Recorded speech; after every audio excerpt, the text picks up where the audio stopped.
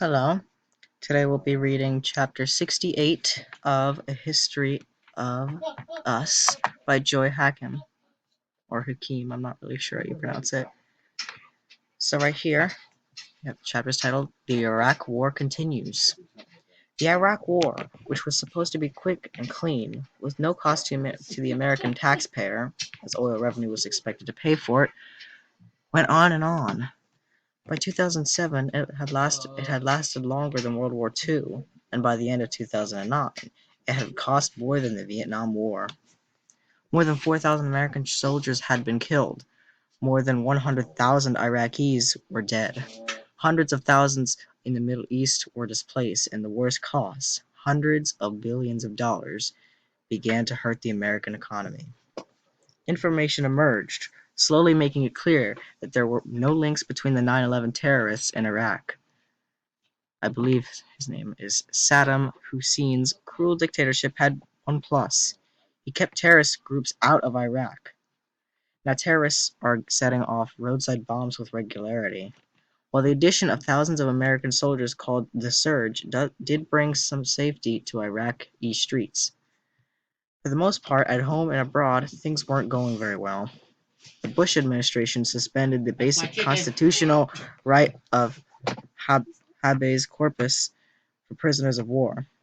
Some prisoners are being held without access to lawyers or free trials at an American-run prison in continues off to the next page, but we can look at this picture right here and read its subtitle. A young boy runs past victims and burning debris after bomb blasts in a densely populated section of Karbala, Iraq.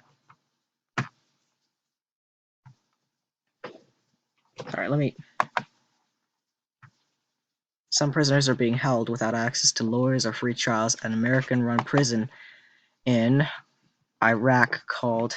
Sorry, I scroll up. Okay, yeah, in Iraq called Abu Ghraib. I'm sorry, I don't know how to pronounce that. At the Guantanamo Bay naval base on the island of Cuba and elsewhere. Administration spokespersons said that the war on terror had changed the global ground rules, that new tactics are essential. I'm sorry, I'm trying to read in past tense because this hasn't happened yet. Well, it happened in the past. I'm just going to read what it says. But nations that had once looked to the United States for inspiration and moral leadership are beginning to produce suicide bombers eager to kill Americans. In the United States, polls show that most Americans are tired of the war and many of its many costs. Needs at home, like health care and education funding, are being neglected. The end of the Cold War left us the most powerful country the world has known. We took on a role as the world's peacekeeper. But is that something that Americans really want? Americans are beginning to ask, can we afford the expense of a huge global military empire? Should other wealthy nations be sharing costs when there is a crisis that demands military intervention? Does an American military presence create conflict inside nations that resent foreign troops? Do our troops truly act as peacekeepers? In late 2008 and early 2009, the nation and world were gripped by a paralyzing financial crisis. The crisis was sparked by the collapse of the housing market in the United States. The collapse of the housing market would have been bad enough, but then the nation's major investment banks began to falter. In Detroit, General Motors and Chrysler, two of the three American automakers, declared bankruptcy, costing tens of thousands of workers their jobs. By the fall of 2009, the nation's unemployment rate had climbed to 10%, meaning that one out of every 10 adults was out of work. By 2009, the United States was fighting two major wars, in Iraq and Afghanistan. The debt was astronomical, and the economy was in the worst tailspin since the Great Depression. Where was the nation heading? And where should it head? No one seemed to know. I have a picture beside here. Two pictures, really.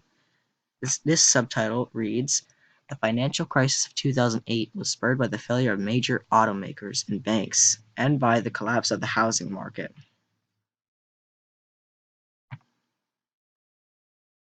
Oh, that's it. That was only two. Okay. I believe this is the shortest one ever. Oh, man. Okay. Well, then that is the end of this chapter. And I hope you enjoyed listening to this, or at least that you learned something. If you took something away from this. And I wish you an extremely, infinitely Whipadap and Chezzy day. Whipadap forever.